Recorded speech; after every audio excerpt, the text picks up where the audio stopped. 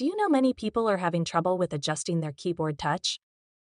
Don't worry. In this video, we'll show you how you do this. Let's start. Step 1. Press buttons. Press and hold both the DEMO/SONG button and the METRONOME button. Step 2. Press C7 key. While holding the buttons, press the C7 key to increase the touch resistance. Step 3. Release buttons. Release both the buttons to confirm your touch sensitivity selection.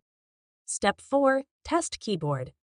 Test the keyboard to ensure the touch is adjusted to your liking. Now you should be able to adjust the Yamaha P-95 to suit your touch preference. Still need help?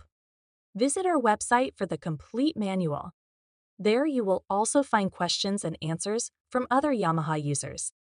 Did you find this video helpful? By subscribing, you help us continue to answer users' questions. So, subscribe to our channel. Thanks for watching, and see you in the next video.